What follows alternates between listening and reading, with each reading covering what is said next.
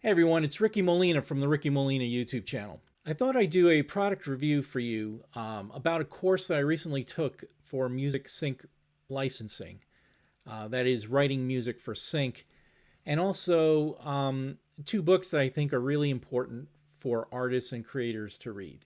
So I've taken a few courses for writing music for sync. Now sync basically means anything where the music is written for a video. Essentially. So you're writing music to scenes, and there are different forms of sync. As you know, there's writing music for film, for TV, for commercials, for videos, and also video games, essentially. And it's a pretty big business, and the industry is growing. So there's always going to be a need for fresh and exciting music. So if you think you've got a lot of talent in composition and have quite a bit to offer, I think it's something you should seriously consider. However, I'd like to just share with you some caveats and some experiences that I've had with some of these courses and lessons that I've learned. You know, one of the courses that I took was with a guy named Aaron Davison, and I really appreciate his input. He has a few great courses. He has a directory of supervisors and music libraries that is worth looking into. He's got a lot of good stuff. And recently I got an update from one of his blog posts and notifying me of this rather interesting topic that I'm going to be talking about, which is that it's very hard to break into the music sync writing business. And the opening paragraph to his blog article really kind of summarizes it. It can be very frustrating. So I'll just read you one or two excerpts from it. So he opens with these lines. I'm going to go ahead and just say it. The music business is stupid. If my primary goal was to make money, the music business would probably be the last business I would go into. Think about it. It's oversaturated and filled with a ton of competition, all trying to create a product that consumers, for the most part, aren't even willing to pay for. Let that sink in. The industry is filled with millions of people all lining up for the chance to give their product away. Now, there's a lot of truth to this paragraph. And these days, when you put your songs up on Spotify, for example, or YouTube, you're not really getting much at all for your work.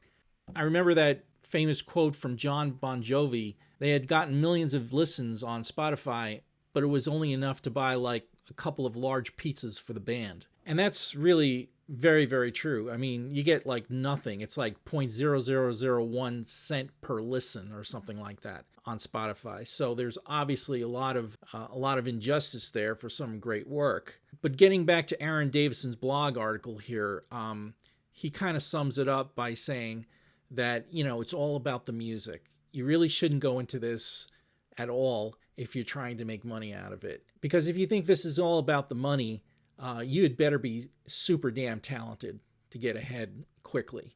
Because it's going to take years for you to actually catch somebody's eye unless you are incredibly talented. You have to love what you're doing, and music has to be sort of like a labor of love for you. Not the means to the end, but the end itself. I think as artists today, you know, the live performance thing is also very relevant. You have to be a live performing artist of some sort to really catch the eye of music supervisors today. They like that sort of image thing about songwriters and composers, when in effect, you know, your image shouldn't matter at all if it's being used to write and support a scene in a movie or a video, for example. So let me share with you briefly an experience that I had with a sync songwriting course with a guy out in LA. You know, I was recommended to this course by one of the leading audio mixing engineer instructors in the industry. I won't mention any names, but I respect him greatly. And I think he kind of messed up here by referring this up-and-coming sync songwriter course instructor to his students and his email list. You know, I paid nearly $1,000 for this sync songwriting course from a guy out in LA. And it really didn't do much for me in the end. And he could have saved us a lot of money. Well, first of all, he should have charged less than half of what he ended up charging. He had said that he could get like Hollywood music supervisors who would be there to listen to some of your music, and he would be happy to pass them along and plug it if he thought some of your songs actually had some potential. And I did have initial discussions with him over the phone and over email correspondence that, one or two of my songs did have potential. So I went ahead and I plunked down the money for his course, thinking that, maybe one or two of my songs would get plugged. But what I soon discovered after months taking his course, and the initial few modules of the course really were informative. There was some good stuff there. But I think it kind of went halfway and not all the way. If you really want to charge $1,000 for a course, you better go all the way and all out for your students. Well, one of the things I kind of learned the hard way is after a couple of months into the course that, many of the music supervisor guest panelists that he had in his webinars were all kind of saying the same thing. They were saying, we really don't work or prefer to work with composers on a one-on-one basis. We don't like to develop new relationships with up-and-coming songwriter-composers because of a lot of issues. Number one, it's very time-consuming. There's a limited number of people you can actually get to know in a network of friends and contacts. So how much time and energy it takes to get to know up-and-coming songwriters. And, the music supervisors were also saying there's another good reason why they prefer not to work directly with composers. They prefer to work with music libraries and curators of libraries because it saves them the time and trouble of having to clear a song. Let me give you an example. So let's say you're part of a band and, two or three of you contributed to the composition of the song. And, when you registered the song with the Library of Congress or with whatever service you're using, and with your PRO, your performing rights organization like ASCAP, BMI, one of the things that happens quite a bit is that the credits aren't necessarily accurate. So you may have omitted your two bandmates from getting credit for the song. And then when it comes time for the supervisor to actually select that song and place it into film or TV, for example, or commercial, there could end up being some sort of legal battle for who actually wrote the song. Did this person write the lyrics? Did this person write the entire song? Was there a team of composers on the project? Of course, music supervisors do not want to get involved. Neither do directors and producers from movies and TV shows. The last thing they want to get involved in is a legal battle with whomever wrote a piece of music. They would just as well select somebody else's song from among the thousands of different pre-selected pieces. So they do not have to go with your music by any stretch of the imagination. There are literally so many thousands of alternatives for them. So why would they bother working directly with composers and songwriters? So what supervisors end up doing is they work mostly with music libraries, with curators who've actually collected and assembled these catalogs of music in various genres. And they call up the music library curator and say, okay, could you select for me songs that fit this type of mood, style, or genre?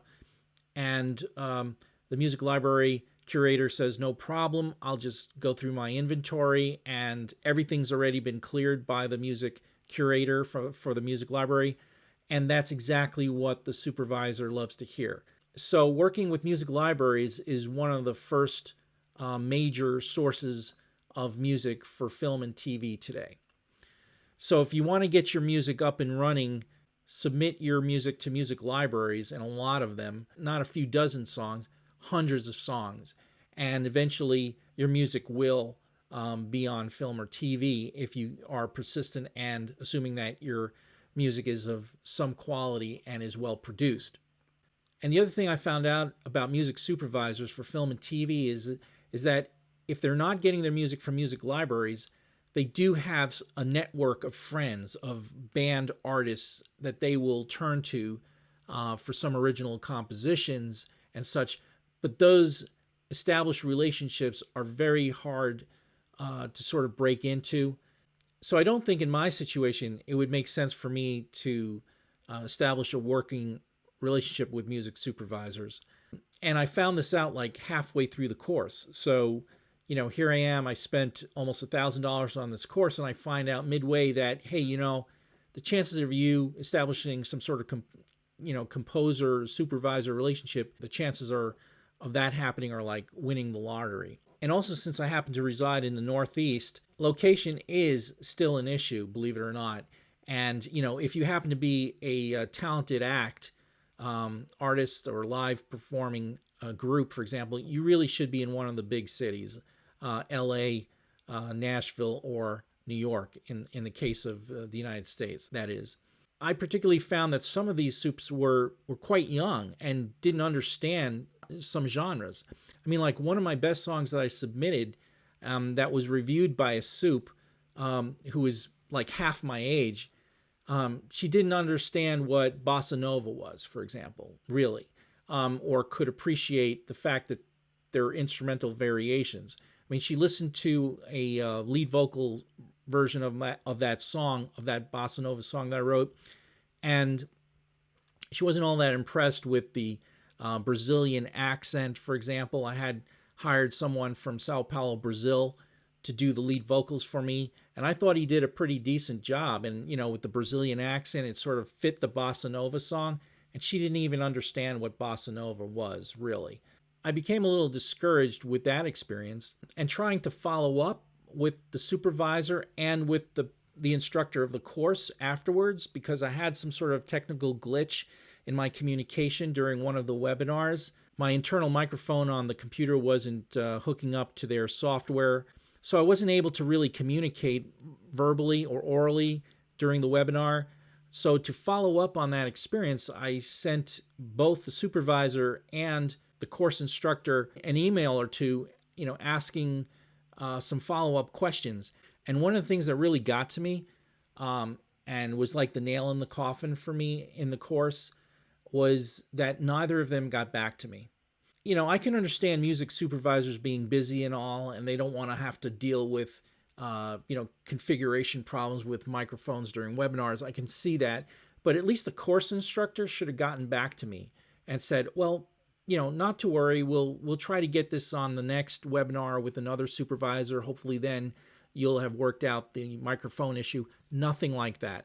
In fact, after that initial presentation, we found out that the instructor was off somewhere on some sort of a boating expedition. And this is right in the middle of the music presentation part of the course, where we actually get to present our music to the music supervisors. So I was greatly discouraged by that. And by the way, it's not the first time that he had ignored me as far as some of the key questions that I corresponded with him. I had a very, very important question about copyright registration on an international level. He had 3 guest lawyer panelists on one of his webinars, and I followed up with each of them in an email, a question that I had about a particular international copyright registration service in Spain that's called safecreative.org. I mean, I use Safe Creative to register all my digital material, whether it's books, poems, songs, what have you, videos, and they provide digital timestamps. And it's really like the foremost internet service for registration out there. And I was really surprised that none of these lawyers knew anything about Safe Creative, let alone the course instructor. When I followed up with each of them, the course instructor and the 3 lawyers in that course, the guest panelists, with an email to ask them about Safe Creative, please tell me what you think about this service. Have you ever come across it in your work experience, etc.? I mean, none of them got back to me, including the course instructor. So you tell me if that's $1,000 well spent or not. My point is that before you go ahead and spend a couple $100 or $1,000 on a course, make sure you're dealing with professional instructors. I don't consider it professional for a course instructor to ignore a student's follow-up emails, especially if you're spending that much money. So much for my review for this particular course. All I'm going to say again is just be careful when you shell out money for some of these courses that claim they can like put you on some sort of special platform and raise your standing in the eyes of music supervisors or music library curators, what have you. There is no substitute for doing all the work yourself, essentially. Nobody's going to go out of their way to help you if you're not going to be highly productive and producing high quality work. And you have to have a lot of songs to prove that. But I think this whole experience sort of made me reflect a lot about, what was really going on, and some of the questions that came to mind that I think I'll share with you. And I also have some book references for you with some excellent quotes for creators coming up shortly. But some of the questions that I started asking myself was, how much do you want to turn this into a professional gig thing? Do you want to turn your music into a money thing? That's a pretty deep question, and one that you should really ask yourself. Another question is, do you really think you can compete with some of the better composers for sync out there, both musically and production-wise? I mean, not only do you have to have some pretty sharp original material, but it has to be super well, immaculately produced. Do you want to keep this whole music creative thing for more of a personal expression and develop thing? Not for the money, but because, you really love the composing, the mixing, and the producing of songs. And I think that's where your heart has to lie. You have to really enjoy the song creation process as well as the recording and production process, because it can be fun as well as challenging. And one of the highlights of the course that I remember from early on was this interview with a sync songwriter from the Austin, Nashville area who had shared some of the things he had learned. He was an active composer, and he really had placed quite a bit of his music in film and TV. And he recommended 2 books for artists and creators, and I'm going to share them with you right now. Now, first, The War of Art by Stephen Pressfield. It's kind of a flip of the famous Sun Tzu, The Art of War book, which I thought was kind of interesting in some ways. Okay, but I'm a little bit uncomfortable with the whole concept of fusing together war principles with art. I kind of like to consider them to be very, very separate. But Pressfield makes the argument that, if you want to be a successful artist, if you want to be a pro at anything, you have to sacrifice for it. And that means, getting up every day on the dot, have your coffee and breakfast and sit down at your computer. And in his case, he's a writer. So, he's at his word processor every day from a certain period of time during the day, and he puts in his hours. To use a quote from his book, he says, "The most important thing about art is to work. Nothing else matters except sitting down every day and trying." For Pressfield, one of the most difficult concepts to deal with for artists, he feels, and for many people in general, is this whole concept of resistance and procrastination. That there's so many things that are coming at you during the day and reasons not to sit down and do your creative work. But he's saying that it's a battle, and you have to fight that resistance, fight procrastination and all these excuses. And to really crank out some good art, you have to make a serious sacrificing commitment to completing your work and to be regimented about the whole process. I've also taken other master classes with some creators, and it brings to mind one that I've taken with James Patterson. It's James Patterson, who happens to be the greatest novelist of all time in terms of sales. Now, I'm not saying in terms of the quality of his writing or anything. I happen to not enjoy James Patterson's spy novels or action novels much at all. I find the style to be it's not written with quality, in my opinion. It's not like picking up Arthur Conan Doyle, Frederick Forsyth, or John le Carre, for example, Smiley's People, the spy who came in from the cold.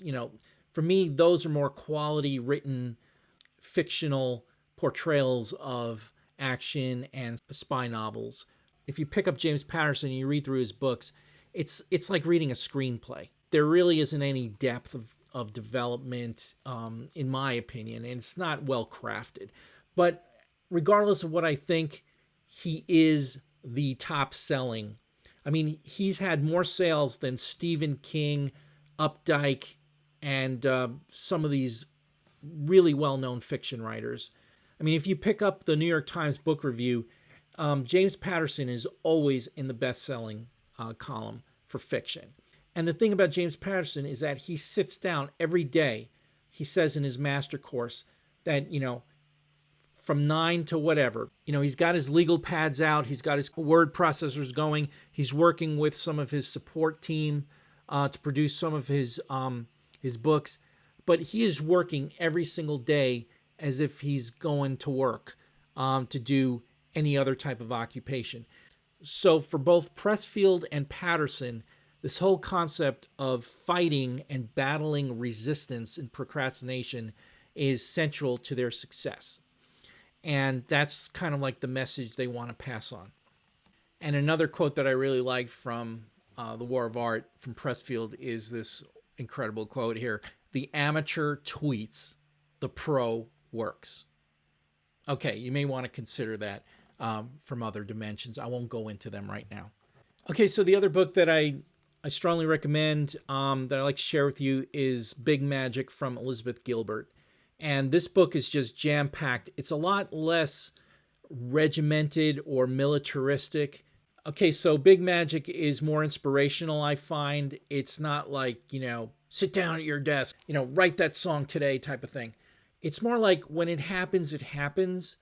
And for Gilbert, the creative process, creating art, whether it be music or books or whatever, lyrics, painting, whatever it is, it can be part of a life where, you may have other work responsibilities and such, but then you can set aside some time for yourself. So she's not as regimented or militaristic about the creative process as Pressfield is. So some of her quotes are a little bit more gentle and inspiring, I find. I'll just share with you a few of my favorite quotes from her book, and you probably should pick up the book for yourself as well as the Pressfield book. Here's one that I liked a lot. "Argue for your limitations and you get to keep them." If you're going to find all these reasons why you can't succeed, they will materialize if you dwell on them too much. That's a good quote. Another one that I liked is, "Anyhow, the older I get, the less impressed I become with originality. These days, I'm far more moved by authenticity. Attempts at originality can often feel forced and precious, but authenticity has quiet resonance that never fails to stir me." And I thought I'd share that one also with you. Gilbert also talks a lot about, this whole preoccupation with perfection. And this whole obsession with perfection can really stand in the way of your success, and you really shouldn't let it do that. Here are two quotes that I liked from both books as well. "What do you love doing so much that the words failure and success essentially become irrelevant?" Think about that. And here's a similar thought from Pressfield. "We must do our work for its own sake, not for fortune or attention or applause." So when it comes to submitting your music for a song competition or for a music supervisor or a music library curator, don't get ticked off when they don't necessarily select your song for a particular project. It's nice if it happens. It's like a windfall. But don't put all your heart into it and get discouraged. If you love the music for itself, as an end in itself, then you're not going to be concerned about what other people think. I mean, to put it bluntly, frig everybody else. Frig them. You know, let them think what they want. You're into your world of music or art and creativity. You're pouring out your heart and soul. And, this is your personal expression. Don't do it for the attention or the applause. Do it for itself, or don't do it at all. And here's one of my favorite quotes from the Elizabeth Gilbert book. But to yell at your creativity, saying, "You must earn money for me," is sort of like yelling at a cat. It has no idea what you're talking about, and all you're doing is scaring it away because you're making really loud noises and your face looks weird when you do that. It seems rather strange that we should expect something so beautiful as artistic expression, to demand from it that it has to pay our bills. And kind of that's the reason why I like the Gilbert book a little bit more than the Pressfield book, because, Pressfield is more like, sit down and do it, get it done, put in your hours, and you will get paid. If you want to become a pro, you gotta put in those hours and overcome resistance. Whereas Gilbert's kind of like saying, I don't necessarily have to ask that or demand that of my artistic expression of my passionate work. I can actually have multiple forms of income. Maybe I save my precious time for art and creativity, and I do some of the other things that I have to do to pay the bills. I mean, there's nothing wrong with that, especially considering the points that were made by Aaron Davison, and I'm sure all of us know that, music creativity is not well compensated these days, especially. So it's not a bad idea to have a backup plan, and don't feel as though you're selling out or leading a double life, as some philosophers say. We have to live. We have to pay the bills. I'll just say one more thing. Historically, people used to never really get paid to write music. It was always sort of like the thing that after you put in a hard day's work, and you wanted to celebrate with your family, you could tell a few stories, you could strum a lute, and bang on some drums and sing, even for celebrations in a festivities or in a village, for example. And they were never expected to get paid from it. They never thought of music as being a job. It was more of a release. And I think that's a very important concept to keep in mind. And the other thing I'm going to say is that, when you try to meet a deadline for a brief, there is a certain time frame where you have to get that piece done, and it's got to be well produced as well. When you're under the gun and there's this time pressure over your head, maybe you don't write as creatively.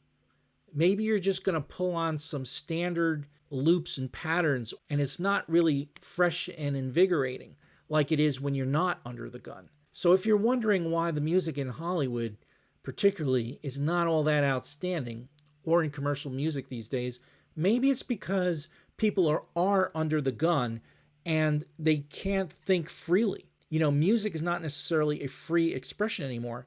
It's very pattern, loop-based, sampled-based. So the music today is not that creative at all, I find. Well, it is what it is, and that's what we have to deal with. But I just wanted to share with you these very, very important key concepts for being an artist and a creator today. It's not easy, but if you really love the music, if you really love the art and the creative process, you do it for itself. Don't do it as a means to an end. Thank you.